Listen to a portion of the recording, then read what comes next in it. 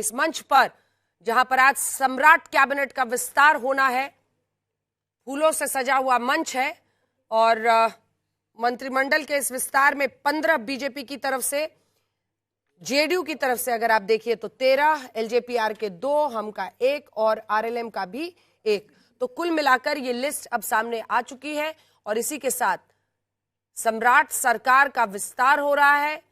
गांधी मैदान से ये लाइव तस्वीरें आप देख रहे हैं और हमारे सहयोगी भी वहां से लगातार बने हुए हैं। तो आज विजय कुमार सिन्हा ने राहत की सांस ली होगी, क्योंकि पिछली बार मुख्यमंत्री तो तय हो गया, दोनों डिप्टी की कुर्सी उधर चली गई थी और ये सबसे बड़ी बात थी। शशि भूषण। बिल्कुल, देखिए विजय सिन्हा डिप्टी सीएम थे सम्राट चौधरी के साथ ही, ये सबको मालूम है। लेकिन जब सम्राट चौधरी मुख्यमंत्री बने तो हमको वो भी याद रखना चाहिए कि उनके नाम का प्रस्ताव विजय सिन्हा को ही पार्टी ने मौका दिया कि आप ही प्रस्ताव करिए, और उन्होंने प्रस्ताव किया। शिवराज सिंह चौहान वहाँ मौजूद। ठीक है, मैं लौट रही हूँ आपके पास। एक बार तस्वीरें जरा मंच की दिखा देते हैं, उसके बाद तो अब चर्चा होनी है कि कौन कहाँ का किसका है। लेकिन स्टेज पर कुछ देर पहले जो तस्वीरें आ रही थी उसमें आप देख सकते थे गृह मंत्री अमित शाह, जो कि मुख्य रणनीतिकार के रूप में चुनाव का प्रचार, न सिर्फ बड़ी जीत 3 आउट ऑफ 5 जो अभी 5 राज्यों के चुनाव में आया है नतीजा, उसमें गृह मंत्री अमित शाह मुख्य रणनीतिकार के तौर पर कैसे उन्होंने काम किया उसकी बड़ी चर्चा है। बिहार में भी उनकी बड़ी भूमिका थी और सम्राट वहां पर सीएम बने, सम्राट चौधरी, और सम्राट का कैबिनेट का विस्तार हो रहा है। रक्षा मंत्री राजनाथ सिंह भी मंच पर मौजूद है, कार्यकारी अध्यक्ष संजय कुमार हैं। मैं निशांत कुमार पर चर्चा करना चाहती हूँ, जल्दी से आप सभी से एक रिएक्शन इस पर ले लेते हैं। विनोद जी, क्योंकि निशांत कुमार का शामिल करना, क्षेत्रीय दलों को हमेशा ये समस्या रहती है, जब मुख्य चेहरा निकल जाता है तो कई बार बिखराव का एक डर रहता है। निशांत कुमार को क्या आपको लगता है इसी वजह से शामिल किया गया है, क्योंकि अब तो राज्यसभा पहुंच गए हैं नीतीश कुमार? देखिए, जनता दल यूनाइटेड का जो राजनीतिक अस्तित्व है वो नीतीश कुमार पर निर्भर है। हाँ। और नीतीश कुमार के परिवार पर निर्भर है और सारे क्षेत्रीय दलों की समस्या है। इसलिए कोई न कोई व्यक्ति बिहार की राजनीति में परिवार का सक्रिय रहे, क्योंकि नीतीश कुमार। और जब गृह मंत्री अमित शाह वहां पर पहुंचे तब की तस्वीरें हम दिखा रहे हैं, अगर नेट साउंड है तो वो भी दिखा सकते हैं। जब वहां पर गृह मंत्री अमित शाह पहुंचे तो उनका भी जबरदस्त अभिनंदन किया गया मंच पर, सुनिए।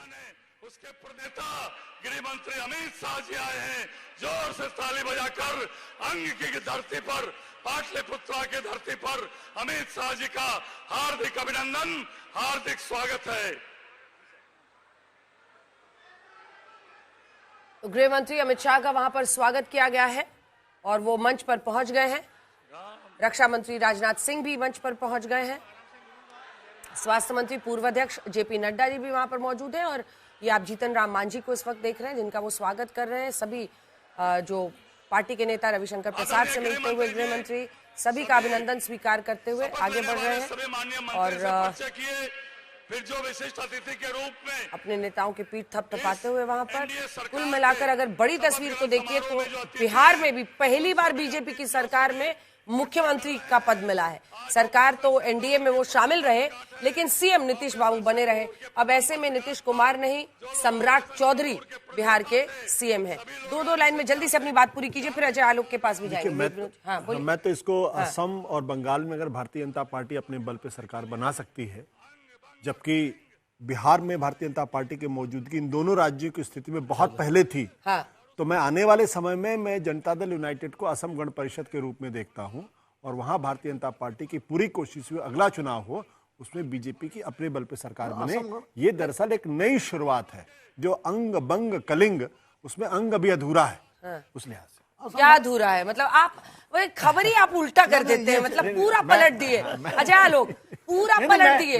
बोले कि आप लोग जेडीयू को तोड़ने के लिए आगे बढ़ रहे हैं। नीतीश कुमार मंत्री बन रहे हैं, 13 उनके मंत्री बन रहे हैं, 2 डेप्यूटी उनके हैं। मैं ये कह रहा हूं कि भारतीय जनता पार्टी की पूरी सरकार बहुमत वाली अगर असम और बंगाल में बन सकती है तो बिहार में क्यों नहीं बन सकती है, और ये उस दिशा में उठाया हुआ कदम है।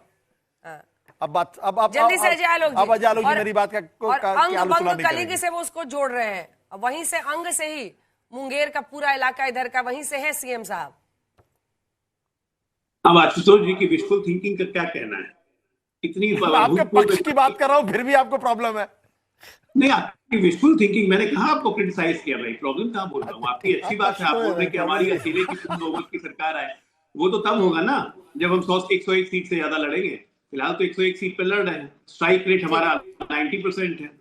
वही जेडीयू का हाल है, स्ट्राइक रेट 85% है। 202 की सरकार है। अब बिहार में चुनाव भी नहीं होने वाले हैं। जुड़ गए, दिखा दीजिए। ठीक है, लौट रही हूँ आपके बिहार पास। में चुनाव विजय, हाँ 2030 में, ठीक है, अभी बहुत समय है काम करने के लिए। देखिए इसमें एक जो बड़ा बदलाव हुआ है, मैं समझता विजय कुमार सिन्हा, निशांत कुमार की पहली तस्वीर आई है, तो अजय आलोक जी एक रिएक्शन इस पर। निशांत कुमार के शामिल करने के पीछे क्या यही वजह है कि पार्टी को, जेडीयू का तो ये कंसर्न रहेगा ही ना कि नीतीश कुमार राज्यसभा में आ गए हैं तो एक उनके परिवार का चेहरा, अब फिर परिवारवाद पर आप लोग ज्ञान दीजिएगा और निशांत कुमार को शामिल कर रहे हैं। तो शामिल करना किसी को पार्टी में, किसी को मंत्री बनाना, ये नहीं हो गया कि परिवारवाद हो। हाँ। ये उनकी पार्टी का विषय है, ये उनकी पार्टी का अपना थिंक टैंक की सोच होगी कि निशांत को लाना है, तो निशांत जी आ रहे हैं। अब उसमें ना वो अध्यक्ष बने, ना राष्ट्रीय अध्यक्ष बने, ना उप मुख्यमंत्री बने, तो फिर परिवारवाद के ठप्पा कहां से लगे। दीपक प्रकाश जी जो आ रहे हैं कुशवाहा जी के बेटे, उपेंद्र कुशवाहा के बेटे, उनका आप देखिए अभी तक वो किसी भी सदन के सदस्य नहीं है। मतलब ये अपने अपने पिताजी के कर्मों से नहीं मिल रहा है तो कहां से मिल रहा है? डायनेस्टी पॉलिटिक्स का नया वेरिएंट। निश्चित तौर पे अभी रीजनल पार्टीज का जो भी, अब चूंकि वो हमारे सहयोगी हैं, एनडीए में गठबंधन में हैं, तो निश्चित तौर पे जो उनकी इच्छा होगी वही होगा। अपने हिस्से का उनको जिसको देना होगा उसी को देंगे। साथियों के ये परिवारवाद पर आप लोगों को कोई आपत्ति नहीं। अब देखिए संतोष कुमार सुमन हम की तरफ से तो 4 तो 32 में से ठीक कह रहे हैं आप।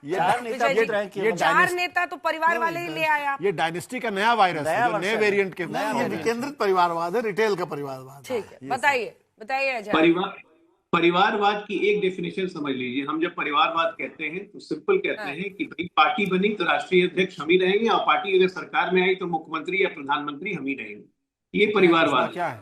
एक बाप बेटा अगर दोनों एमएलए एमपी हैं तो वो परिवारवाद नहीं हो गया। सत्ता की कमान किसके हाथ में रहे और उसी के हिसाब से पूरी सत्ता चले, ये परिवारवाद हो जाता है।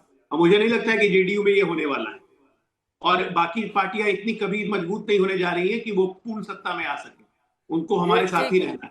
ये वंशवाद की अवसरवादी परिभाषा है। ठीक है, अब सिर्फ इसी पर आधा घंटा बहस कर ले हम लोग, थोड़ा सा आगे बढ़े क्योंकि मुझे पता है किसका कहाँ पर फोकस है। लेकिन जब हम जातिगत तरीके से भी इसको पूरी लिस्ट को देखते हैं तो बीजेपी जब अपने मंत्रियों को सामने रख रही है तो मुझे जितना दिख रहा है 5 से 6 सवर्ण इसमें दिख रहे हैं। 6 सवर्ण, लेकिन 6 सवर्ण है, और जिसमें एक विजय कुमार सिन्हा हो गए, एक आपके मिथिलेश तिवारी हो गए, एक आपके नीतीश मिश्रा हो गए, एक आपके संजय टाइगर हो गए, एक आपके ई कुमार शैलेंद्र हैं। इस बार तो 2 भूमियारों को जगह मिलती हुई दिखाई दे रही है वहां पर, और इसी के साथ सवर्ण में एक आखिरी श्रेयसी सिंह राजपूत के तौर पर। तो आप ये भी एक क्लियर डिमार्केशन है जिसमें जातीय समीकरण कितना बड़ा हो जाता है।